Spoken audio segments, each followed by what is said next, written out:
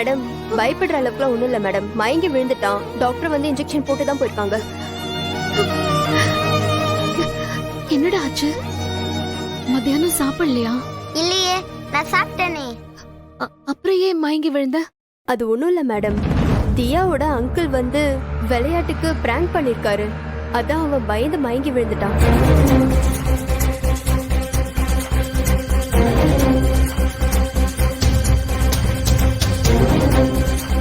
Madam madam நீங்க tension ஆகாதீங்க. இவன் தான் முதல்ல தியாவை பயமுறுத்திருக்கான். அது அவங்க அங்கிள் கிட்ட சொல்லிருப்பா போல இருக்கு. அவரும் இவனை விளையாட்டுக்கு பிராங்க் பண்ணிட்டாரு. குழந்தைங்களும் பெரியவங்களும் ஒன்னா டீச்சர். அம்மா, என் மேலதான் தப்பு. நான் தான் தியாவை பயன்படுத்தினேன். நீ அமைதியா இருடா. எங்க இருக்காரு அந்த ஆளு? மேடம் மேடம் ப்ராப்ளம்லாம் எதுவும் வேண்டாம் மேடம். பாவம் அவரு ரொம்ப ஃபீல் பண்ணிட்டாரு. அவருக்கு கில்ட்டில கண்ணெல்லாம் கலங்கிருச்சு மேடம். ரொம்ப சங்கடப்பட்டு தான் பேசினாரு. இதெல்லாம் தப்பு டீச்சர். இவனுக்கு ஏதாவது ஆயிருந்தா என்ன பண்ண முடியும்? புரியுது மேடம்.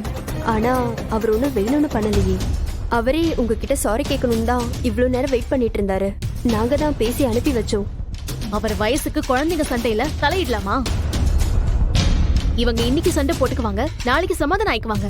அதுக்குள்ள பெரியவங்க வந்தா பிரச்சனை ஆகும்னு அவருக்கு தெரியாதா? தப்புதான். நாங்க வேணா வார்ன் பண்ணிடுறோம் மேடம். நீங்க ஆதித்யாவை கூட்டிட்டு கிளம்புங்க. முடியாது டீச்சர். நான் அந்த ஆளை பார்க்கணும். 4 வார்த்தை என்னன்னு கேட்டாதான் எனக்கு நிம்மதியா இருக்கும். என்ன மேடம் நீங்களே இப்படி பேசுறீங்க? குழந்தைங்க முன்னாடி பெரியவங்க சண்டை போட்டுக்கிட்டா நல்லாவா இருக்கும்? நீங்க கிளம்புங்க மேடம், ப்ளீஸ் மேடம். இப்ப அவர் எங்க இருக்காருன்னு நீங்க சொல்ல முடியுமா முடியாதா?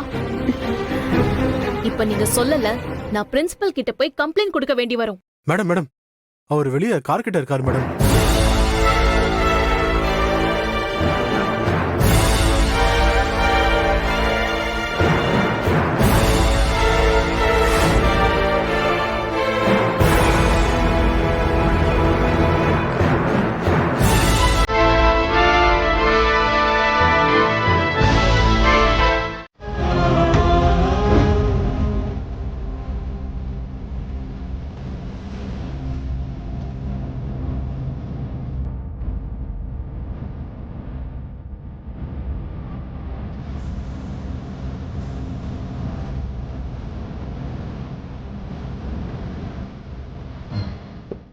சாரிங்க, நாங்க வேணும்னு பண்ணல.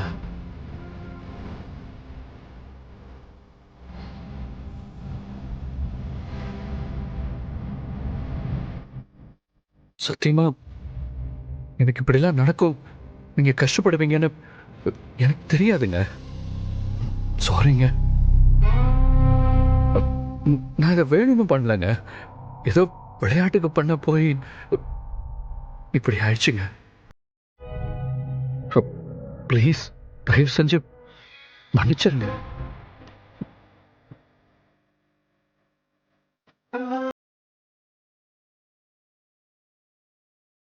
டேய் ப்ளீஸ்டா தம்பி, சாரிடா. ப்ளீஸ்டா, சாரி. டேய் சாரிடா. ஹலோ, ஏங்க மன்னிச்சிட்டேன்னு சொல்லிட்டு போங்க.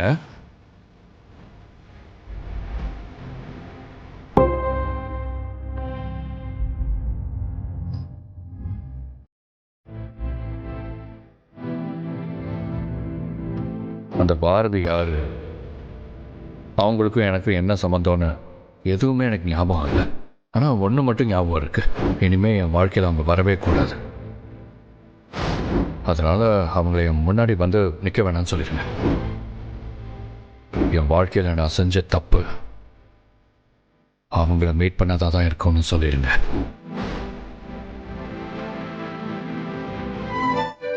மேடம் அவர் உண்மையாவே தெரிஞ்சு தப்பு பண்ணல மேடம், தெரியாம தான் தப்பு பண்ணிட்டாரு.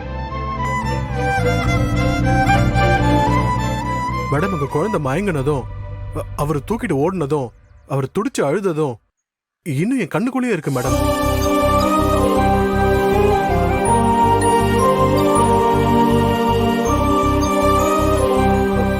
பாவம் மேடம், மன்னிச்சிருங்க.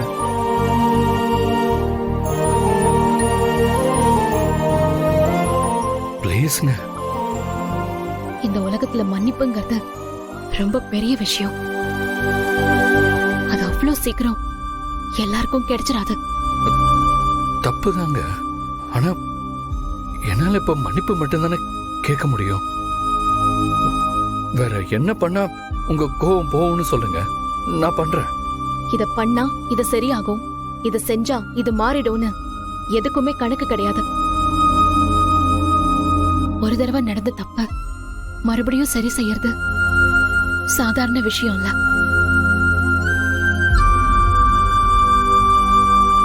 இதுக்கப்புறம் நான் உங்களை பார்க்காம இருந்தாலே எல்லாமே சரியாயிடும்னு எனக்கு தோணுது. தயவு செஞ்சு இனிமே என் குழந்தைய தொந்தரவு பண்ணாதீங்க.